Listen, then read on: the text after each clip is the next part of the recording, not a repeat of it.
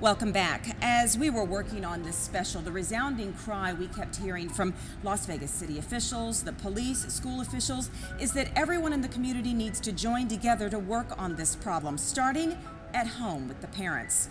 There are so many organizations out there to help parents become more educated and informed. We only have time to touch on a couple. And if you think you already know about all the dangers facing our children, we're going to start by introducing you to one mother who wished she had been a little more informed so that perhaps she could have prevented her son from getting shot. On April 26th, 3 young men were standing near the corner of Sandhill and Bonanza when gunshots came out of nowhere. Police say the shooting, which they believe was gang-related, injured 2 of the men and killed the 3rd. This woman, who asked not to be identified, is the mother of one of the injured. Her 15-year-old son was hit twice. He survived, but his life is changed forever. He witnessed his cousin to get killed. He's been shot. He is a sports fanatic. Football, baseball, basketball is now gone, you know. The countless hours that we've spent and the time and money that we've invested in him because he wanted to pursue that as a career, it's gone. She says her son is proof that even those not involved in gangs are not necessarily safe from gang violence. And in hindsight, she wishes she had been more on top of where he was that night. Even I could have been more involved. You know, my vehicle was vandalized. Had my vehicle not been vandalized, I mean, this is that one time that I didn't take them to the party, meet the parents, pick them up.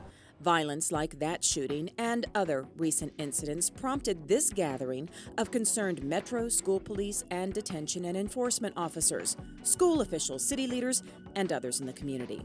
It's called the School Safety Action Committee, and it was born out of the philosophy that anyone who touches the life of a child, from parents to teachers to law enforcement, needs to be part of the effort to keep them safe from harm.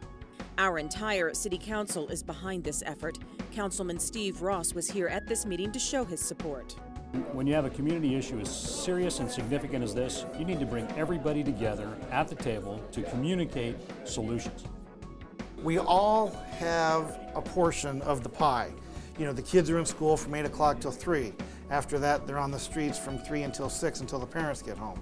So there's, you know, that's where law enforcement comes in. And then there's the part where the kids come home until they go back to school. And in order for us to be able to you know, to keep these kids out of trouble and to know what they're doing, everybody needs to be involved. The school needs to be involved while they're here.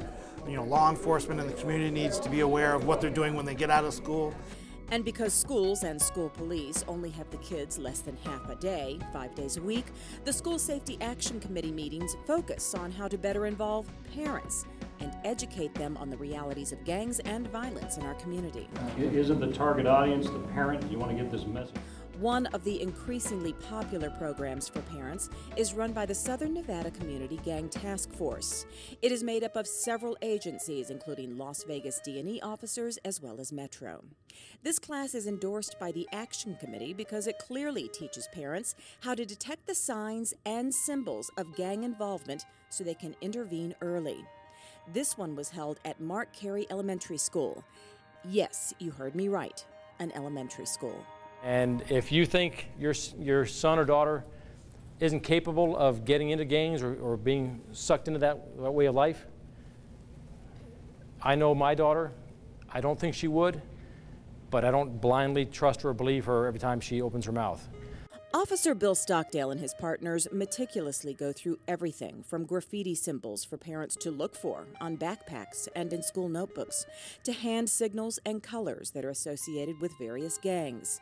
He even shared the story of his daughter wanting a sweatsuit in a color he feared could get her hurt or killed if worn in the wrong neighborhood. It reminded me so much of the Cribs blue color, and it's really too bad that she can't buy some clothes only because she could be mistaken for a gang member. She walked into the Cribs area or the Bloods area, unknown to her, and she gets beat up or killed or whatever. One of the more eye-opening parts of this class is this video, clearly demonstrating why baggy pants are not just a fashion statement among gang members, they actually have a very dangerous purpose. By the time he's done pulling out guns from his pants, there were 12 weapons on the table. Parents take in the entire presentation in shock. I was absolutely flabbergasted. Flabbergasted. So I think everyone in the community, if you don't get involved now, you're going to be so darn sorry you didn't. Blew me away. Blew me away. I was complete. I didn't know what to expect, and I mean, you know, I've heard of gangs and you see it on TV and stuff, but I had no idea. None. 10,000 gang members. It boggles the mind. This course is a wake-up call to all parents, many of whom are guilty only of trying to give their kids some freedom. As Officer Stockdale explains, freedom and too much idle time can too often lead to trouble. He says parents need to take control if they want to keep their children safe. As a parent, you tell them, you're not going to wear these clothes because you buy the clothes. The doors, their bedroom, yeah, that is their room in your house. So you control what they say. You talk to them about it. Don't just say you can't do this. Tell them why. Classes like this are just one way our community leaders are trying to protect our kids. The School Safety Action Committee is always looking for more ways to inform and educate because they know information is power, and there is power in numbers.